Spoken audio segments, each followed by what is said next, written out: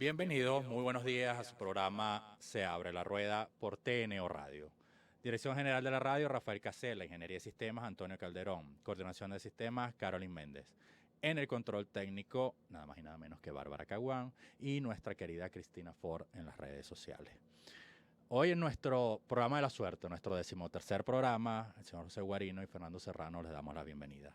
Vamos a identificar la radio y volvemos de inmediato, como de costumbre, con un invitado extremadamente especial.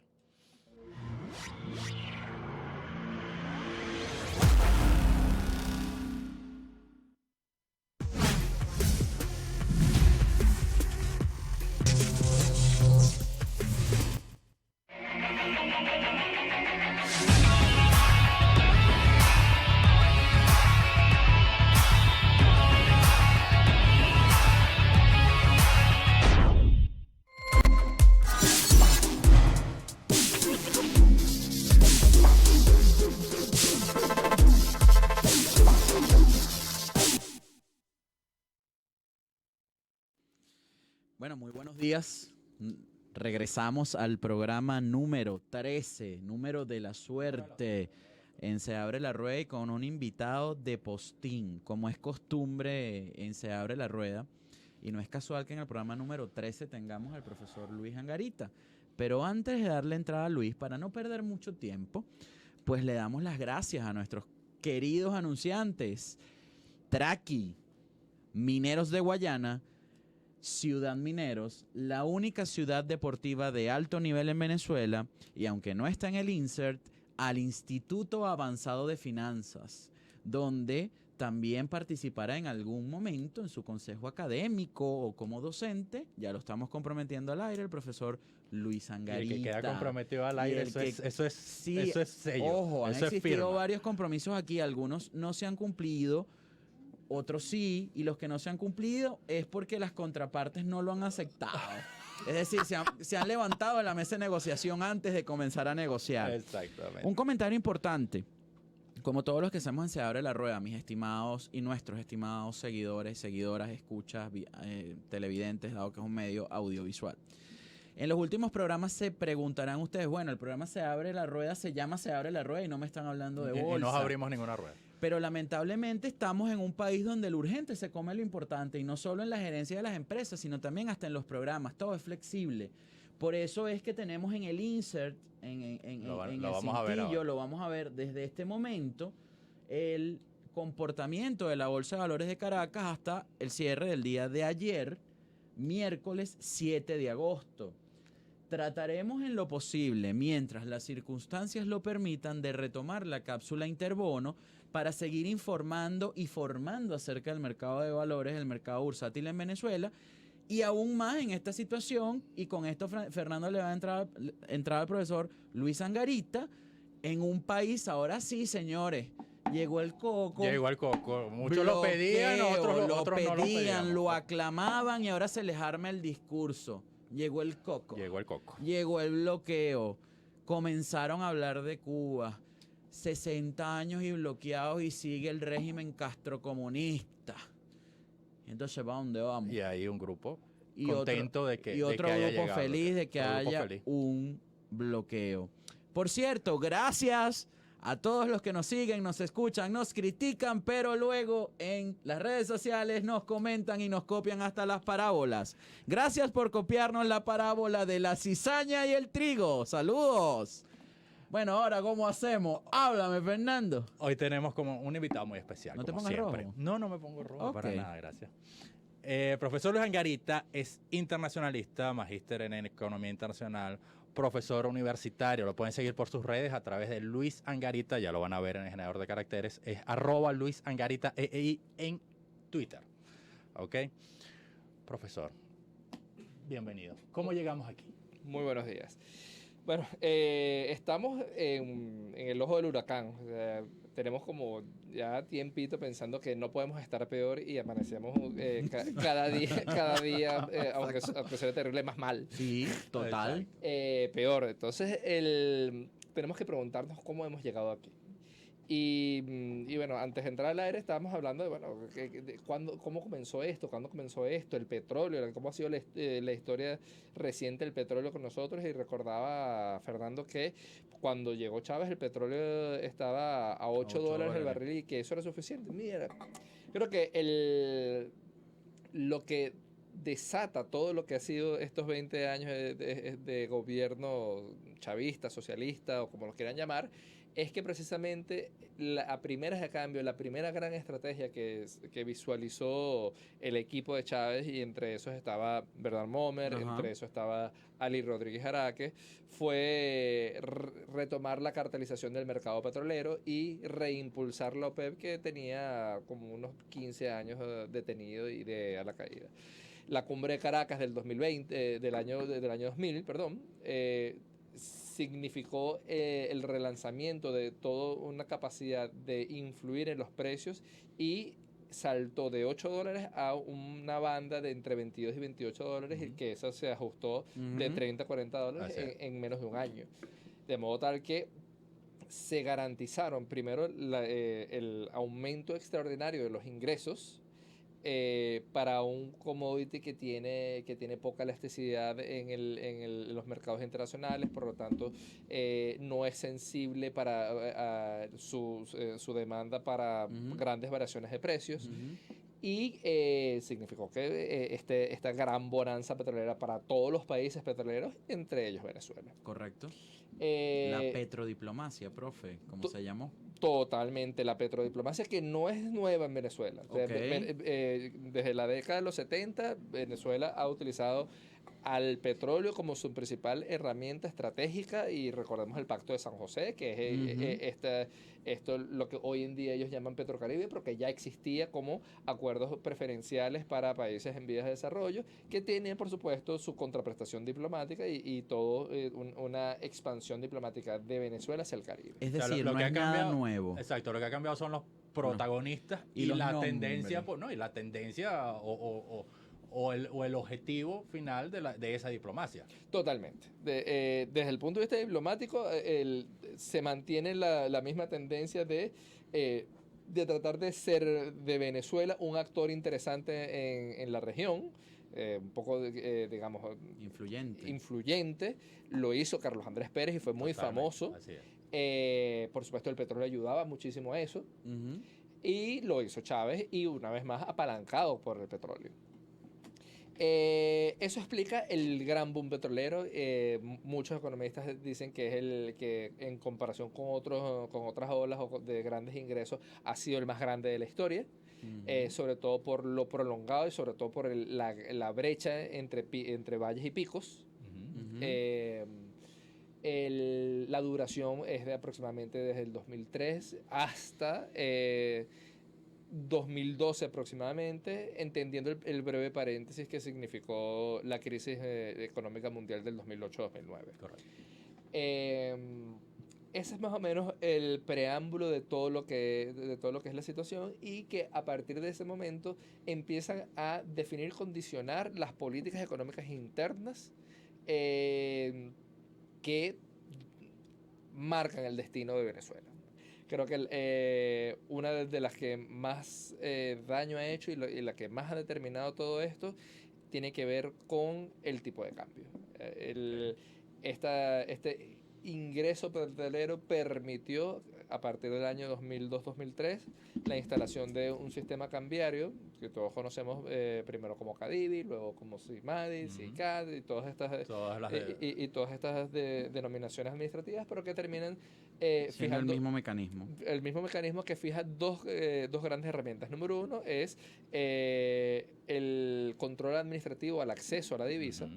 Y eso solo te lo permite ser el poseedor del monopolio de divisas. 96% de los dólares que entran al país lo tienes tú, lo tiene el Banco Central de Venezuela. Y otra cosa que es muy perjudicial es que el precio con el que se marca el tipo de cambio tiene como característica del mercado estar por debajo del precio de equilibrio. Es un precio sobrevaluado. Sobrevaluado, correcto. Sobrevaluado, entendiendo que es un precio en donde el bolívar es muy fuerte, los dólares son baratos Y por los dólares ser baratos, toda aquella mercancía valorada en dólares siempre va a ser mucho más competitiva que la producción nacional. Es por ello entonces, profe, que un aparato productivo que no venía bien, porque vamos a ser sinceros, en Venezuela el aparato productivo nunca fue robusto, se convirtiera en un aparato importador entonces, porque resultaba negocio, el verdadero negocio era la importación. Y todavía entonces sufrimos eso y eso es lo que nos preguntamos todos los ciudadanos día a día. ¿Por qué un producto importado bajo las actuales condiciones? Bueno, antes del bloqueo, veremos ahora después del bloqueo. Y usted hablaba hace un rato de una terminología que la acuñamos entre los dos, la prima Maduro, ya vamos a explicar cuál es. Pero aquí lo que nos preguntamos es, caramba, pero si la pasta tal es hecha en Venezuela, ¿por qué me sale más cara? Y sí, disculpa ahora que muevo la mesa, pero hay que ser enfático. ¿Por qué la pasta nacional me sale más cara que la importada en el anaquel del supermercado? La Coca-Cola es el mismo producto, es un producto homogéneo, sale más barato importarla que hacerla aquí. Exactamente. Mira, la Coca-Cola, tú estás Ya viendo... va, no te vayas a ya volver va. con los opinadores de oficio, No es gente lo- se pone bravo, cuidado. No en los bodegones de estos de los No, hoteles. ya hablaste No. con los bodegones que el Ahora, presidente ahora Maduro lo ayer vas a los ver, golpeó. ahora lo estás viendo. Mira, tú vas por el cafetal, a mí que me toca caminar el cafetal. Tú los ves en los puestos. ¿Y hablas esto- con las señoras de allá? Hablo con también? la señora del cafetal. Tú lo ves en los puestos de periódicos que antes vendían periódicos, Gaceta Hípica, etcétera, etcétera. Se me cayó la cédula. Ahora ¿Y tú jugaba ves, caballo? no. Ah. Ahora tú ves cajas de Coca-Cola importadas. Sí. O sea, por el amor de Dios. ¿En dónde estamos, Luis? Ahí, José Ignacio tiene razón. Gracias, por primera vez un Hace profesor tiempo que no te universitario daban me la da. razón. Hacía tiempo que no te daban la razón. Gracias. El tipo de cambio destruyó la capacidad productiva nacional. Y una pequeña anécdota, aprovechando rápido estos comentarios. Aquí habían pequeños productores, calzados, carteras, cuero, metalmecánica, etcétera, etcétera, que tenían su industria local para el mercado local, no tenían grandes competidores importados, pero cuando aparece todo este régimen Cadivi, nosotros esta borrachera de dólares la aprovechamos como para que el productor dijera, mira, o sea, yo no puedo competir con los chinos, yo bajo la Santa María, yo dejo de producir carteras y como para mantenerme en el ramo, lo que hago es ser importador. Correcto. Entonces, conozco el ramo de las carteras, me voy a China, compro carteras, las traigo y las sigo vendiendo, solo que ahora no mantengo nómina, no mantengo producción, no tengo que pagar insumos, solo Tenemos lo que... preocupación por maquinaria, equipo, medio de transporte, depreciación, no nada. depreciación, nada por el Por estilo. lo tanto, Ley del trabajo que me hace tan cara la mano Así de es. obra en Venezuela y Totalmente. es que es tan poco especializada. y explica, por supuesto, entonces las grandes tendencias que marca José Ignacio, y es que la producción nacional empezó a bajar, las exportaciones no tradicionales empezaron a mermarse en un 75%, Ujú. y te hiciste sobredependiente de un ingreso petrolero pensando que eso te iba a durar para toda la vida. Correcto, que era lo que hablábamos de que nos hacía vulnerable la economía venezolana, porque la economía venezolana se construyó con base en dos commodities, el ingreso, 94-95% para ser buenos, por ingreso petrolero, comercialización del petróleo, y nuestra protección en 94.7% en reservas internacionales en internacional. oro. Con base en dos commodities, cómo un Estado se construye política y económicamente con base en dos commodities. Y le pregunto al profesor Luis Angarita, ¿han existido políticas públicas en Venezuela, profe, históricamente? En estos 20 años creemos que no, ¿no? Obviamente. Pero ¿y antes? Antes, en la historia del desarrollo venezolano, sí las hubo, solo que no fueron muy acertadas. Por ejemplo, con la llegada de la democracia en el año 61, Venezuela se inserta en toda una tendencia regional que es el modelo cepalino, modelo de sustitución de importaciones, que tuvo éxitos y fracasos. El gran éxito es haber generado un conjunto de industrias, parques industriales, recordamos Valencia, Barquisimeto, Puerto La Cruz, etcétera, etcétera, etcétera, pero con una gran participación del Estado, proteccionista, sobrevaluado, etcétera, etcétera, etcétera, que los alejó de la competitividad. Y eso le pasó factura a toda América Latina. América Latina vivió durante la década de los 80, luego de 20 años de políticas de desarrollo, un gran freno económico por lo insostenible del gasto público. Exacto, y ahí es donde entró Bolivia porque elevó muchísimo su gasto público sin tener una guerra y lo llevó a lo que fue la hiperinflación histórica más alta de América Latina, 35.000% antes de esta Venezuela. Totalmente. Ya lo comprendemos mejor. Claro. Fue una borrachera, y me disculpan lo coloquial. Oye, qué ordinario caímos eres, en una qué borrachera ordinario. producto de este tipo de políticas, profesor. O sea, algo que no nos podíamos manejar. Se exacerbó el populismo. ¿Qué sucedió? Y te quiero llevar un poquito al tema político, porque lo que estamos viendo ahora es básicamente un tema político con intereses económicos, obviamente, pero tenemos un tema político. Sí, y comparándolos con todo el tema latinoamericano, el gran problema es que nos fascina un populista. La debilidad institucional de América Latina es terrible y lo vemos en todos los países. En los argentinos les fascina un peronista. Pero solo en América Latina, profe, ¿no llegó un populista a Estados Unidos? ¿No es Trump un populista? Sí lo es, pero no es el arquetipo típico de un dirigente... Un populista latinoamericano. Latinoamericano. O sea, uno... A pesar de Trump, uno puede entender que en Estados Unidos hay instituciones. Okay. En Europa hay instituciones y el gran aprendizaje post Segunda Guerra Mundial es reafirmar y reforzar esas instituciones que logran dar estabilidad y paz social. Bueno, Europa está fundada en el estado de bienestar. En el caso de América Latina no, el caso de América Latina es que esta deriva de debilidad institucional que nos fascina a los populistas hace que el péndulo político pase de un día de un populista de derecha a un populista de izquierda de la noche a la mañana. Y usted, profe, que maneja las variables internacionales de una forma tan interesante, tan actual, con tan poco sesgo, que es lo más importante, ¿por qué la sociedad y el ciudadano venezolano, que ya basta de autodenominarse, autocalificarse como pueblo, ciudadano a pie, siempre con desmejora, ¿por qué ha soportado estos 20 años y no ha pasado como en una Argentina, en Ecuador? En Argentina hubo 6 presidentes en cuestión de 2 meses. Ecuador ha pasado por lo mismo, en Bolivia ha pasado por lo mismo. ¿Qué nos hace diferentes? Yo te quiero atajar en algo. El profesor acaba de hacer una comparación entre Estados Unidos, entre Europa, sus estructuras. Me estás hablando de 2 regímenes que no son presidencialistas en el sentido de elección directa.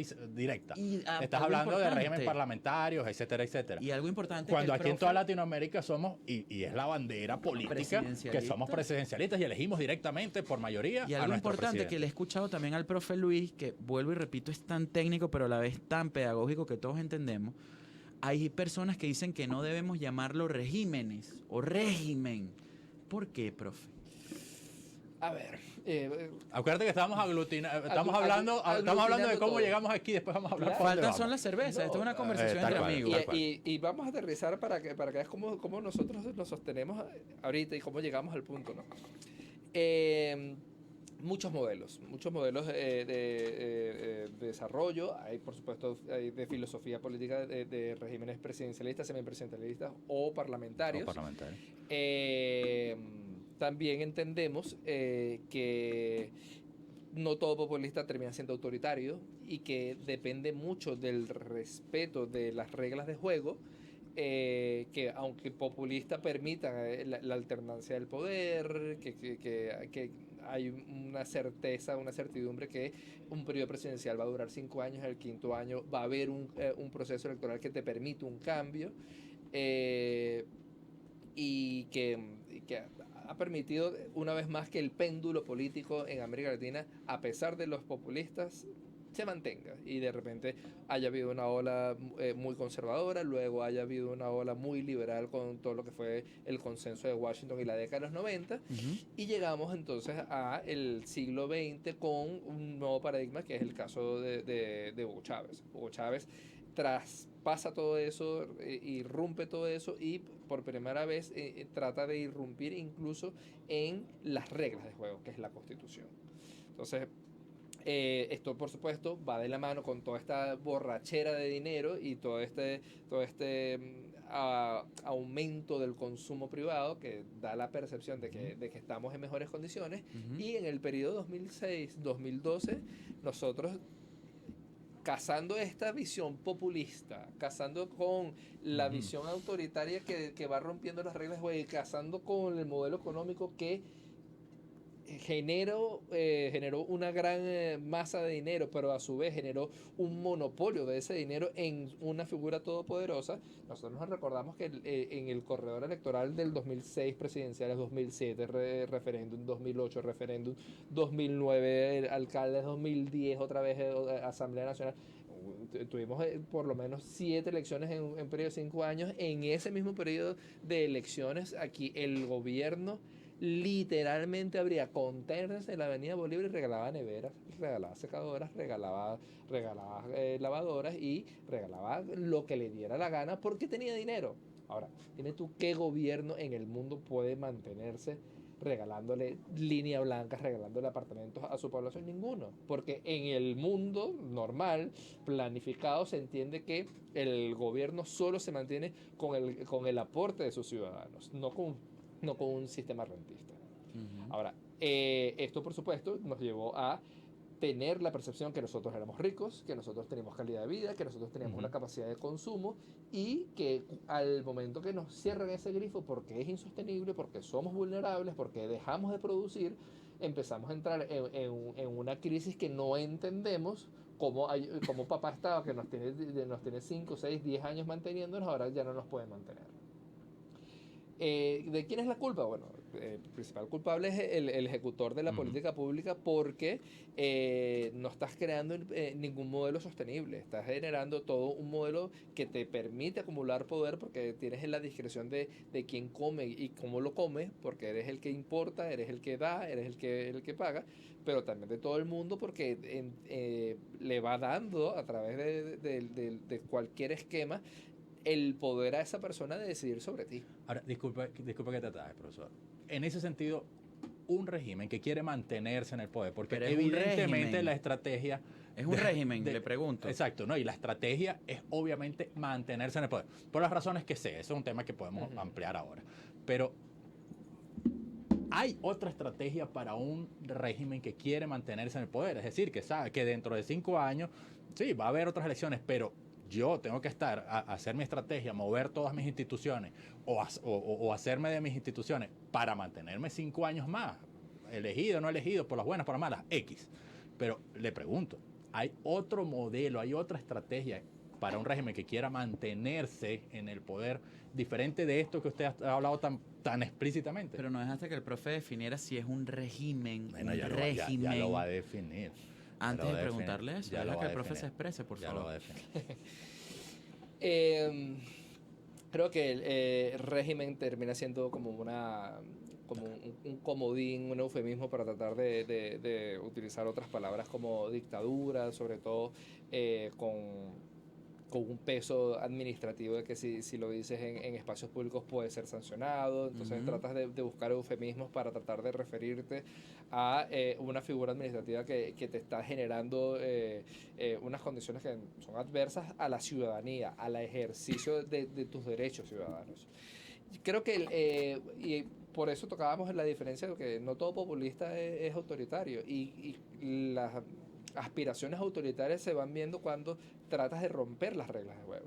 Las reglas de juego son importantísimas para toda la sociedad, llámese Carta Magna, llámese Constitución, llámese Carta de Derechos, llámese como lo llamen en los distintos modelos, porque al final es lo que te da la garantía que en el largo plazo una persona no se imponga sobre las demás. Y lo que está sucediendo es que nosotros, y no solo en Venezuela, en América Latina, ese impulso de querer siempre estar sometiendo a revisión las reglas de juego, de querer modificar la Constitución, de querer permitir, bueno, vamos a hacer excepcionalmente que valga la reelección indefinida, y Bolivia lo está viviendo hoy, empiezan entonces a generar este caldo de cultivo para que este populista, que tiene una aspiración de ser autoritario, termine realmente convirtiéndose en un dictador. Y vemos los dos escenarios.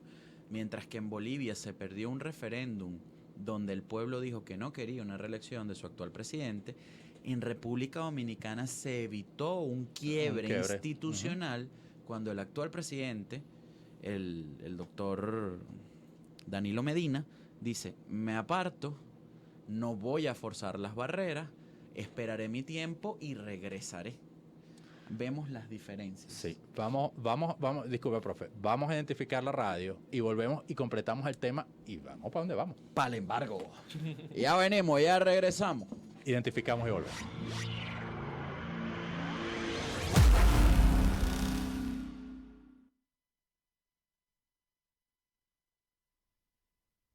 Inicio del espacio publicitario.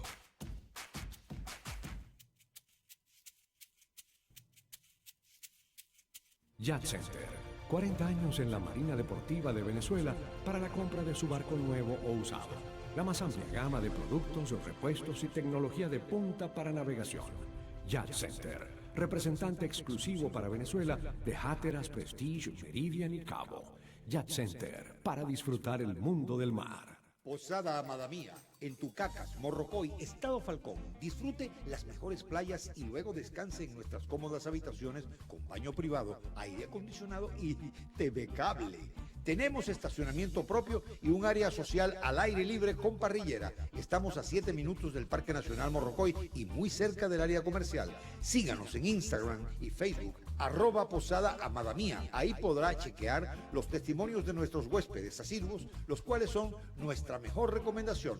Posada Amada Mía, su mejor opción en Tucacas, con ambiente familiar y atendida por sus propios dueños. Reservaciones al 0412-272-3838. Posada Amada Mía, la delicia de las posadas en Tucacas, Estado Falcón. Fin del espacio publicitario.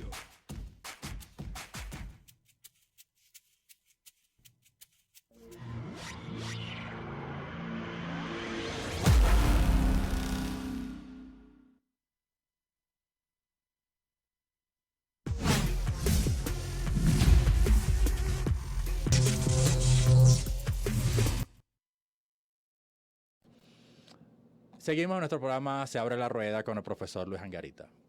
Profesor, no lo dejamos terminar su idea. Seguimos, completamos la idea. ¿Y para dónde vamos? Bueno, la parte institucional, que es de lo que adolecemos, lo que nos ha golpeado últimamente, terminó permitiendo que, y aterrizando ya al día de hoy, que el gobierno administre toda la compra de alimentos en el país. Porque, ¿dónde está escrito que un gobierno es el único que pueda comprar alimentos o el único que pueda comprar medicina? Solo en Venezuela. Solo en Venezuela. Entonces empieza a haber todo un mecanismo de presión por evitar eso. O sea, que haya libre competencia, que haya libre acceso a los mecanismos de compras, a los procesos. Esto, por supuesto, comenzó con la parte de Cadivi, que para poder importar necesitabas dólares, los dólares los tenía el gobierno, el gobierno te los drenaba, y entonces administrativamente era una decisión discrecional la autorización de liquidación de divisas o no, etcétera, etcétera, etcétera. Luego eso fue concentrado nada más a los ministerios. Y nos fuimos dejando llevar por este asunto de un Estado todopoderoso que termina siendo corrupto, ineficiente, es muy caro para el venezolano de a pie que consume, termina siendo terrible para el productor venezolano porque le genera una competencia desleal totalmente. O sea, el gobierno literalmente prefería comprarle el pollo al nicaragüense que comprarle el pollo a un venezolano. Entonces, tu propio Estado, en lugar de defenderte como empresa nacional, prefería hacerte competencia con las importaciones. Exacto. Termina entonces generando un sistema que en términos académicos, lo que son estos grandes boom petroleros termina generando la gran borrachera, que es el exceso o el gasto excesivo del Estado. Y eso se transfiere a, por supuesto, las finanzas internacionales. Las finanzas internacionales de un Estado en donde, queriendo gastar todo y viendo que tiene una fuente de ingresos estable, sostenible, empieza a endeudarse. La deuda externa en términos muy, muy redondos pasó de 40.000 millones a 200.000 millones. La multiplicamos por 5. O sea, le dimos palo a esa tarjeta de crédito. Sin necesidad. Y en el mismo momento, de repente dice, ay, me quedé sin trabajo. Ay, se me acabaron los ingresos. ¿Cómo pago? Cerraron el negocio. Entonces, el cómo pago es que, bueno, en economía doméstica dice, bueno, hay que vender el carro. Mira, en economía doméstica, bueno, hay que parar la moto porque no hay como pagarle los repuestos. En economía doméstica implica, bueno, ya dejamos de comer caviar, ahora nos sale la sardinita. Cuño, Luis se puso elitesco. El profe Luis habló de El caviar. come caviar, ¡Ay, come Dios! Y sardinita. Ahora comemos. Ya estás comiendo sardinas. ¿no? Ahora nos toca la sardinita. Estamos en las mismas. Y entonces empezamos que en términos macroeconómicos, bueno, nuestros activos de reserva empiezan a pasar de 40.000 a 30.000, del 30.000 a 20.000, y que las reservas internacionales hoy en día son 8.000 millones de dólares. Es decir, despilfarramos 80% de las reservas internacionales nada más pagando deuda, dándole esos giros de la tarjeta que se nos pusieron muy altos Impagable porque de hecho no se puede pagar. Entonces, lo que técnicamente en economía internacional Venezuela está sufriendo desde el año 2013 es una crisis severa de balanza de pagos, con retrocesos de más del 20% interanual de sus reservas internacionales y con una reducción terrible de su capacidad de importaciones. Y ahora, eso es lo que ha dado al traste con las estrategias políticas. O dado al traste no, o simplemente no ha permitido al gobierno o al régimen desarrollar su política social, por decirlo así, y nos ha llevado a donde estamos ahorita. Sí, esto explica la crisis económica actual, que tiene 6 años. El primer trimestre del año 2013 Venezuela entra en recesión, es decir, ya acumula más de 3 meses que no crece y no ha salido de esa curva negativa. En términos en términos macroeconómicos. En términos microeconómicos, un desastre aún mayor porque una distorsión muy grande generada a partir, primero, de los controles de precios, por un lado, y por otro lado, con subsidios irracionales, por ejemplo, a la gasolina o a los... Que no tiene precio. No tiene precio, o sea, tú ahorita echas gasolina y es un acto voluntario, tú le pagas lo que tú quieras, puedes pagarle con un caramelo, puedes pagarle. Es una irracionalidad. Esto para las personas que nos escuchan desde fuera de Venezuela, que son muchísimas, se lo quiero explicar, la gasolina aquí es regalada, literalmente hablando. Hay un subsidio X que no es tal, es regalada, pero... Y en un país donde estamos importando diluyentes para poder tener la gasolina, en un país con la crisis económica que menciona el profesor Luis Angarita. Entonces, podemos atarlo, profe, el tema de que ya como no tenemos los ingresos petroleros como eran, no hicimos coberturas financieras como hicieron, por ejemplo, los saudíes, que cobraron hasta hace 4 años precios de $150, pues hicieron opciones a futuro sobre los precios. O Noruega y nuevamente Arabia Saudita y los Emiratos Árabes construyeron fondos soberanos de inversión que son los más ricos del mundo. Entonces ya no nos funciona la petrodiplomacia, por ende el Ejecutivo Nacional se queda en minusvalía y viene el imperio y el imperio contraataca y de una manera muy dura, porque ningún gobierno de los que han pasado en Estados Unidos, que fueron 2 gobiernos de Bush, hijo, 2 gobiernos del presidente Obama, habían sido tan fuertes contra el régimen, sistema, gobierno, como quieran denominarlos, las diferentes personas que nos escuchan y nos ven. ¿Dónde se da la ruptura? ¿Es por la debilidad económica que atacan?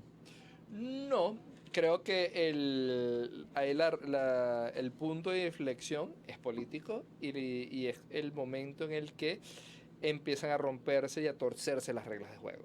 Ok. Las sanciones, si bien individuales, comienzan en el 2014, están exclusivamente dirigidas a muy pocas personas y no obstaculizan para nada el funcionamiento del Estado. Es a partir del 2017 que en efecto hay sanciones que limitan la capacidad real de financiarse, de acceder a los mercados internacionales, de renegociar deudas, de renegociar créditos o buscar nuevos empréstitos. Y esto coincide o es respuesta fundamental a el desconocimiento que hace el gobierno ya de Maduro de la Asamblea Nacional y de las elecciones del 2015. Okay. Entonces hay una causa política y es romper las reglas de juego. No reconozco un poder público que me tiene que servir de contrapeso, que me fiscalice mi presupuesto, que me regula mi forma de endeudamiento, que nombra los otros poderes. Que nombra otros poderes, que me exige cuentas de mi ejercicio Rendición fiscal. de cuentas. Y yo, para salvarme todas estas cosas, les digo que eso no existe, que está en desacato, que yo la anulo, que hizo X, Y o Z, busco cualquier ardid leguleyo como para seguir haciendo lo que me da la gana, y hacer lo que me da la gana no le gusta al mundo. ¿Por qué? Porque entonces termina para el mundo siendo reglas poco claras, incluso para ellos como interlocutores. Es decir, si yo tengo una deuda contigo, yo te presté dinero a ti, ahora tú estás haciendo lo que da la gana, yo necesito un poquito más de transparencia de tu parte, porque como yo te voy a seguir prestando dinero a ti. Correcto. Entonces, tú tienes mecanismos internos, dice el mundo, dice Estados Unidos, dice la Unión Europea, que tú tienes que reconocer, porque es una sociedad muy heterogénea, no es lo que dice solo una persona, y si tú no sigues esos mecanismos, yo no te puedo reconocer a ti como actor válido. Porque, por ejemplo, la sanción más importante en esta línea histórica comienza el 24 de agosto del 2017 y está orientada a que el gobierno no negocie unilateralmente la deuda externa que está en crisis, que viene en crisis del 2013. Claro. 4 años en crisis, hace aguas, y en estos 4 años, 2013, 2017, regalamos el 80% de nuestros activos a descuento. Nosotros tenemos deudas por cobrar a República Dominicana de $2.000 millones de dólares, dame 800 y vamos bien. Y limpiamos la cuenta. Eso es un desfalco, eso es una pérdida patrimonial terrible para el Estado. Y lo hicieron siempre unilateralmente sin rendir cuentas. Entonces, el mundo dice, ya va, resuelve tú tu tema institucional, porque realmente hay un tema institucional que tiene derivaciones sociales, derivaciones económicas, derivaciones políticas, porque es la única manera que podamos seguir haciendo negocios. Ya, profe, vamos a detenernos un momento aquí. Vamos de nuevo a identificar la radio rápido y venimos y redondeamos este tema y vemos hacia dónde vamos. ¿Ok? Identificamos.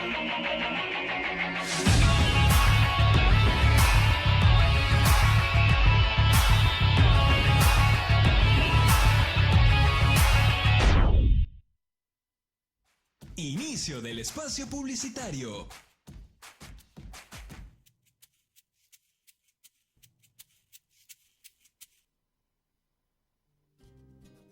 Restaurante Aranjuez, el mejor restaurante de carnes de las Mercedes. Comida internacional, todo es calidad y clase. Como postre, el Aranjuez es un lujo que usted debe darse. Final de la calle Madrid, Las Mercedes.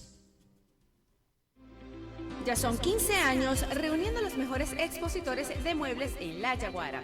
Tenemos más de 1000 metros de exhibición con gran variedad de diseños a precios de exposición durante todo el año porque somos fabricantes. Somos el Grupo Misore. Estamos ubicados en el edificio Mari, nivel estacionamiento, una cuadra antes del CUAM, subiendo por el nuevo distribuidor. Te esperamos de lunes a sábado. Para más información visita nuestro Instagram @Grupo Misore, los expositores de siempre, los mejores. Fin del espacio publicitario.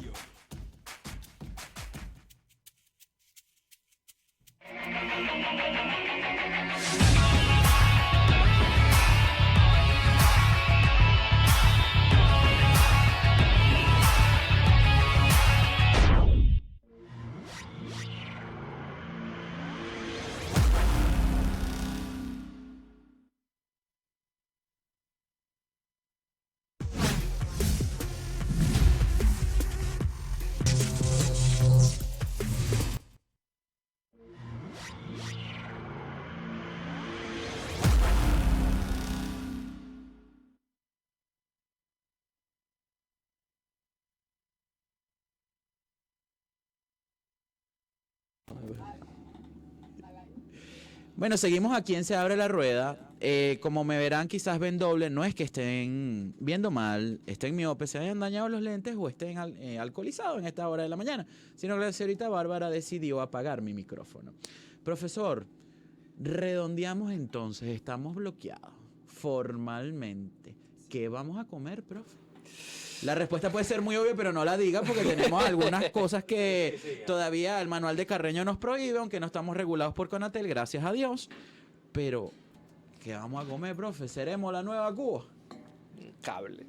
A ver, Pero no dijo lo otro. Fue mal. A ver, las sanciones del día lunes y día martes escalaron a un nivel impresionante. Escalaron a que, bien, la amenaza del 2017 de que ustedes tienen que ponerse de acuerdo y la crisis política que está viviendo el país de no acuerdo obliga al mundo a seguir presionando por un acuerdo. Y en el caso de Estados Unidos es quizás el más avanzado, el más osado, y ha generado un sistema de presión a punta de sanciones que hoy en día hablan de la palabra embargo. Embargo, pareciera que no hay un concepto técnico de embargo, sino es como lo amplio y lo comprensivo que implica todas las sanciones, porque tiene intenciones fiscales, aduaneras, legales, de control de activos. Tiene un conjunto tan amplio a tan amplias cosas que termina prácticamente siendo el efecto de un embargo. Profe, y lo atajo un segundo, porque he visto que hay como duplicidad de opiniones y eso es válido. Incluso viniendo del lado de la oposición, que estos no es un embargo que va a afectar a los privados. ¿Será que hay desconocimiento o queremos disfrazar algo para no quedar como responsable? ¿O qué pasa? Porque antes de iniciar el programa hablamos de una X institución que tiene X fondos en X parte de un país no venezolano que no los puede mover y es privada. Totalmente. Entonces, profe.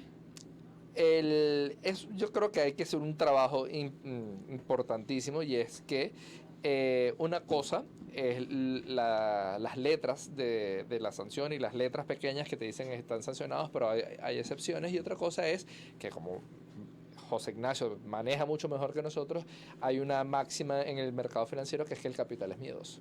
Culiyuo. Por lo tanto, si yo veo que en casa de Fernando hay problemas, y yo antes de preguntar quién es el que tiene problemas y quién no, yo prefiero no hacer negocios en casa de Fernando. Exactamente. Entonces creo que hay un miedo excesivo, y habíamos acuñado esta terminología de la prima Maduro, que ahorita el costo transaccional de cualquier agente económico, sea público, sea privado, es elevadísimo. O sea, un container exportado en Panamá paga $500 de seguro y flete. En Venezuela puede pagar $3.500, es decir, 7 veces el costo el costo transaccional de una exportación que cualquier otro país. Eso, por supuesto, al privado lo saca del mercado, al importador le duplica el precio y le reduce totalmente su margen de ganancias y su capacidad real de comercializar. Las sanciones están directamente señaladas para limitar al gobierno de Maduro a que pueda participar en el mercado internacional, tanto comercial como financiero.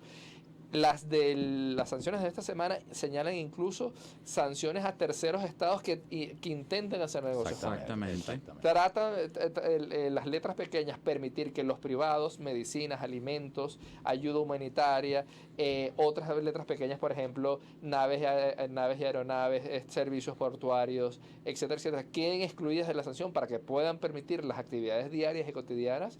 Pero esas letras pequeñas terminan igual al final del día generando miedo en el mercado financiero. Lo que hablábamos, todos somos sospechosos de ser colaboracionistas, ¿no? Hasta que se demuestre lo contrario. Hasta que se demuestre lo contrario. Entonces, ahorita Venezuela entra en un gran problema, y es que es la urgencia de un acuerdo político. porque si bien tenemos una crisis económica de 6 años, sabemos que el origen de esa crisis económica exacerbada por las sanciones, no creada, pero sí impulsada aún más, termina afectando a los venezolanos, y cualquier presión que no logre solucionarse en el corto plazo nos va a pasar factura a todos por igual. Profe, y se habla, un dato que nos dieron en una conferencia hace poco, no quiero mencionar el autor de la data, gran amigo, gran profesional, que el 83% de la población en Venezuela recibe la caja CLAP. Y ahora, Yo no. yo le confieso que yo sí. Yo no, yo nunca he visto por mi casa una caja clara. Oh, y yo no vivo una. O a lo mejor uno se baña de esa caja de alguna manera, de una forma indirecta, lo que le compra al bachaquero, o sea, el que comercializa los productos de la caja clave, en fin. Sí, Y con esto, profe, del embargo, entonces, yo creo hambruna. Yo creo que eso es un escenario que hablan algunos economistas. Venezuela, afortunadamente, no es una isla, no es landlocked, o sea, es decir, tiene muchos otros rubros. En términos de verduras, vegetales, hortalizas, que nosotros Vitualla. somos autosuficientes, o sea, nada más el Estado Táchira produce el 50% de los alimentos que nosotros consumimos. Pero con muchas veces semillas importadas, profe. Sí, pero eso es lo interesante de no ser isla, que hay trochas, hay caminos verdes. A eso vamos, o sea, inevitablemente el bloqueo lo haga quien lo haga, Estados Unidos lo haga quien lo haga, estás creando automáticamente un mercado paralelo, Sí, donde ya somos expertos, donde ya aquí hay un camino andado y bien por supuesto, importante, ¿no? Ojo, no es que eso es bueno, eso es pésimo, pero es una realidad. Nos merma nuestra calidad de vida. Absolutamente. Tenemos 6 años consecutivos disminuyendo, de haber pasado esta borrachera de comer caviar, ahorita a pensarte coman sardinas. Cola para comer sardinas. Y a pensártela qué día te la comes y qué día no, porque no te va a alcanzar tampoco. Exactamente. Pero el punto, o sea, toda medida tiene, por lógica, la expectativa de un tiempo. En política es muy difícil establecer tiempos, obviamente, pero cuando Estados Unidos dice, ok, vamos a establecer estas medidas, vamos a establecer un embargo, yo espero que en un plazo perentorio suceda esto, un cambio de régimen, un llamado a elecciones, lo que sea, un proceso que genere un cambio internamente en Venezuela. ¿Usted como experto visualiza eso en el corto plazo? Sí, yo creo que es insostenible sobre todo para el gobierno, pero en general para todas las partes, y lo comentábamos fuera del aire, ya toda la sociedad hará todos los mecanismos de presión que hagan falta para que este país sea viable, o sea, y no solo una presión en una sola dirección, en todas las direcciones, como para que se alcance un acuerdo político que nos permita vivir. O sea, nos estamos jugando toda una generación, o sea, no solo la vida de hoy, es la vida por lo menos para los próximos 5 o 10 años. Estamos claros, pero lo que acaba de decir totalmente, pero a pesar, nos estamos jugando la vida de una generación. No lo tomemos con ligereza. No es con ligereza. Ninguna de las dos parcialidades políticas, ninguna de las dos polaridades tiene la razón absoluta. El acuerdo político, la concertación económica es más que urgente. Y lo está diciendo el profesor en un escenario donde ayer, por lo menos en el discurso, Maduro pateó la mesa de negociación. La pateó no muy duro, pero la pateó. Entonces, por lo menos le voló una pata. Por lo menos. Entonces, eso que está diciendo el profesor es interesante, con su experticia, en el sentido que no ha muerto el grupo de Noruega. No creo. Creo que aún en las peores situaciones, el canal de diálogo debe existir. O sea, durante los 40, 60 años de bloqueo Cuba, Estados Unidos, ambos han mantenido oficinas de interés que permitan algún canal de comunicación y de diálogo. Sea el más difícil de todos, pero lo hay. Entonces, lo peor que puede suceder es que no nos comuniquemos. Entonces, más allá de las diferencias, más allá de las presiones, creo que un canal de comunicación se debe mantener, y creo que en este sentido, creo que la madurez política de los actores permitirá que el mecanismo de Oslo se mantenga. Para cerrar, ¿eres optimista entonces? Soy optimista, creo que la urgencia del país lo pide, y creo que nos hace la urgencia estar más cerca de un acuerdo de lo que se entiende en nuestra realidad. O sea, vemos la hiperinflación, vemos de repente que pasamos de no encontrar nada ahora a encontrarlo, pero una cosa que nos cuesta el salario de todo un mes y no podemos comprarlo. Creo que todas esas situaciones lo que hacen es constituirse como un mecanismo de presión para una solución. De presión social, profe. Estaremos y habremos aprendido los venezolanos, con todas las diferencias, con todas las heridas y cicatrices que se han dado en estos 20 años, que tenemos que reconocernos todos. Definitivamente, y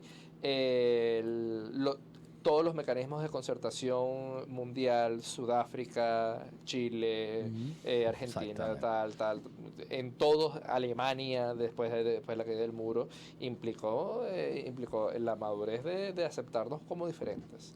Qué bueno. El mejor ejemplo lo ponen siempre, Mandela Premio Nobel de la Paz, unificó, pero es que unificar implicó que tenía que tener como vicepresidente y como su mano derecha al presidente que lo tuvo 28 años preso. Leclerc, ¿no? Sí, señor. Exactamente. Entonces, tragar fuerte.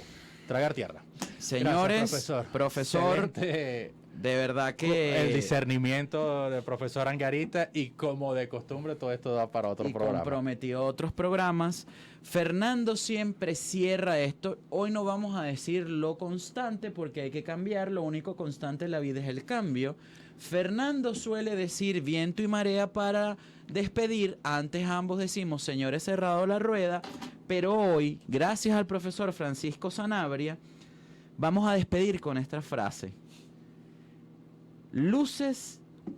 Demos luces para iluminar a otros, y tomamos y la concatenamos con la del profesor Luis Angarita. Venezolanas y venezolanos, comencemos a aceptarnos todos como diferentes. Damas y caballeros, cerrada la rueda.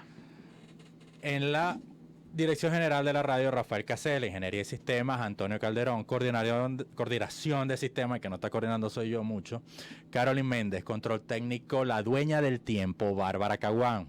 Las redes, la señorita Cristina Ford. Un placer, nos vemos el próximo jueves. Para todos, viento y marea. Gracias.